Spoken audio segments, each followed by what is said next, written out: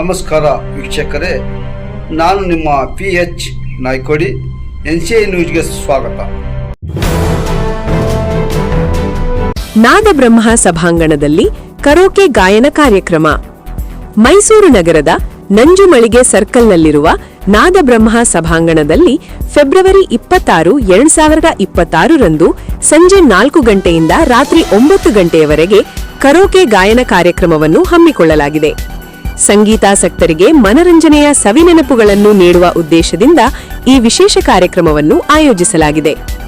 ಕಾರ್ಯಕ್ರಮಕ್ಕೆ ವಿಶೇಷ ಆಹ್ವಾನಿತರಾಗಿ ಚಲನಚಿತ್ರ ಹಾಗೂ ಕಿರುತೆರೆ ಕಲಾವಿದೆ ಡಾ.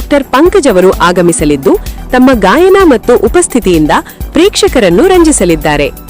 ಈ ಕಾರ್ಯಕ್ರಮವನ್ನು PB ಶ್ರೀನಿವಾಸ್, ಶಾಂತಕುಮಾರ್ ಹಾಗೂ ಯಕ್ಷಗಾನ ಕಲಾವಿದೆ ಸಂಧ್ಯಾ ಮಂಡೇಕೋಲು ಅವರು ಸಹ ಆಯೋಜಕರಾಗಿ ಸಂಯೋಜಿಸಿದ್ದಾರೆ. ಸಂಗೀತಾಭಿಮಾನಿಗಳು, ನಾಗರಿಕರು ಹಾಗೂ ಯುವಜನತೆ ಹೆಚ್ಚಿನ ಸಂಖ್ಯೆಯಲ್ಲಿ ಭಾಗವಹಿಸಿ ಕಾರ್ಯಕ್ರಮವನ್ನು ಯಶಸ್ವಿಗೊಳಿಸಬೇಕಾಗಿ ಆಯೋಜಕರು ಮನವಿ ಮಾಡಿದ್ದಾರೆ.